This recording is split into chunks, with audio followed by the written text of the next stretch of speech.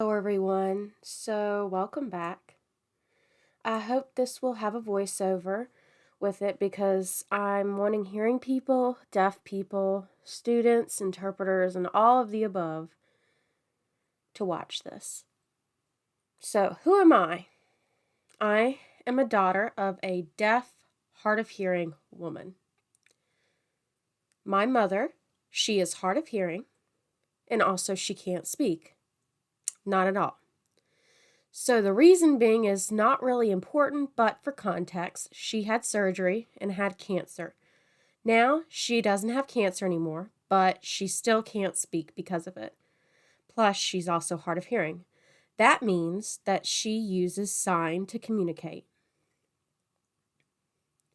I grew up signing because of this with my mom. And I went to interpreting school and I graduated. And I went further to get my bachelor's degree in communication because I was very passionate about communication, the deaf awareness, sign language, and all of the above.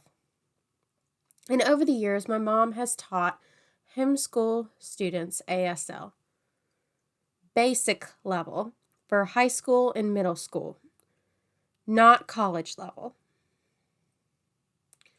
She's taught the basics. Why? Because number one, they must have a foreign language for high school graduation.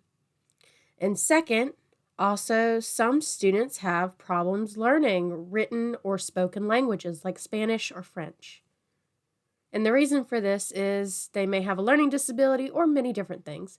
And sometimes she's had a hard of hearing students or even students with cochlear implants that have wanted to take her class and learn sign language because that's their language, but they grew up speaking.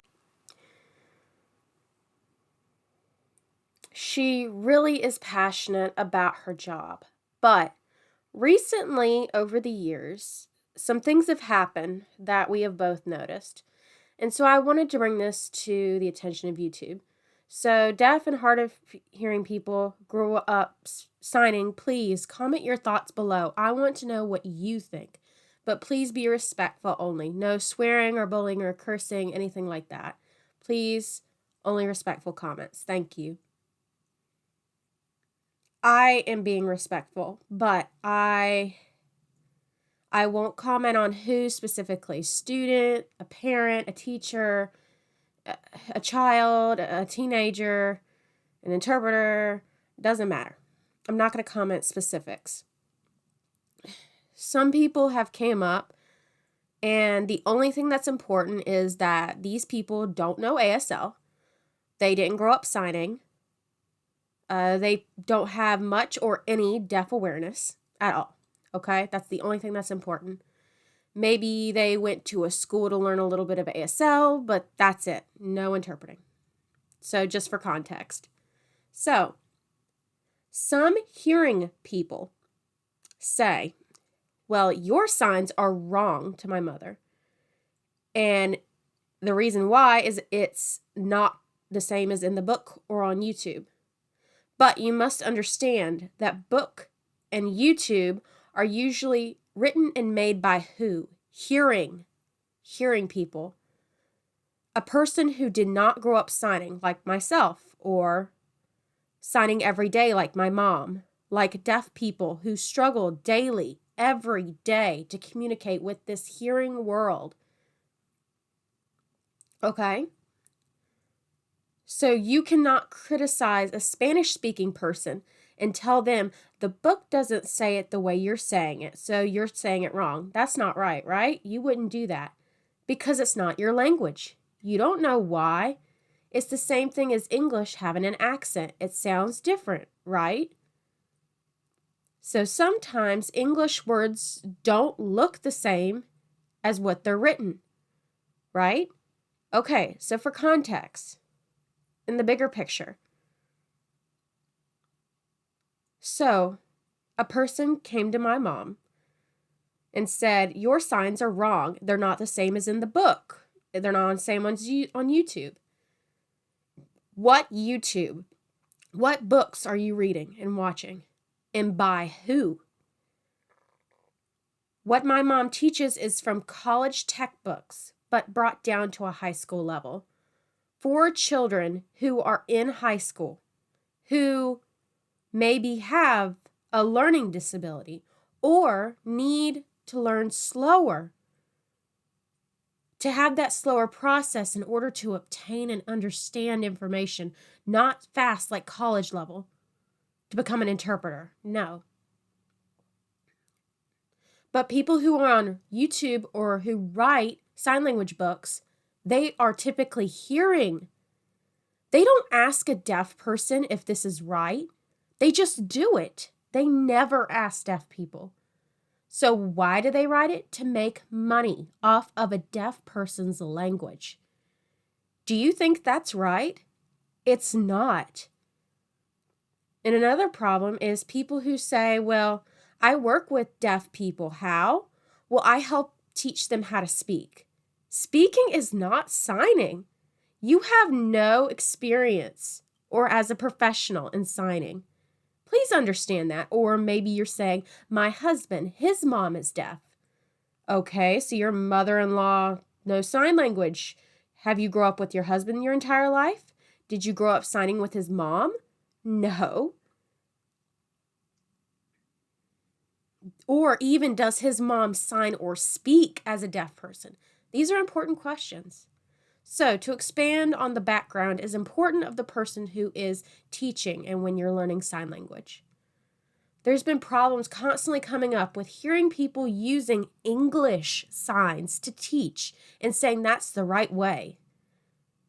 What does that mean? Right way. What does that mean?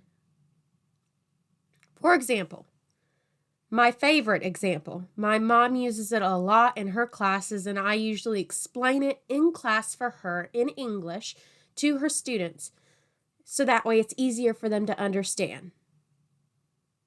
The sign I, this sign, that is English. English. It's English incorporated with a sign. That is not American Sign Language. That is not what deaf people use in America. They use this sign, I. Not I. Why? What's the difference? I'll explain this further. I in this type is English because it has the symbol, the letter of an I in it. The ASL version does not. It encaptures something different, culture. When you see signing with letters, stop. Think for yourself, where did I learn that sign? From a deaf person or from a book? If it's from a book, who was it written by? These are important questions to ask. The second is, where is that sign from? When deaf people and deaf children learn to read and write English, that's where it was created. It connected ASL and English to become its own signing. It's to show deaf children that is what the word is connected to, right? So it's like when you're signing to a deaf person and you sign this sign, I've had a teacher tell me, I'm sorry, I used the wrong sign. It's actually this sign. I is like you're speaking to an adult as a child or a baby. And the deaf person says, I'm not a child. I don't sign like that. I've already learned to read and write, and I've already graduated college. That is why it's important to learn from a deaf person, or a hard of hearing person, or a child of a deaf adult, a coda. You won't learn that from a book or YouTube.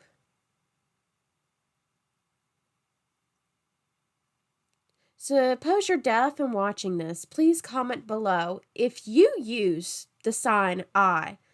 My mom discusses that and says if you see a deaf person using that sign, that is fine. That is their language.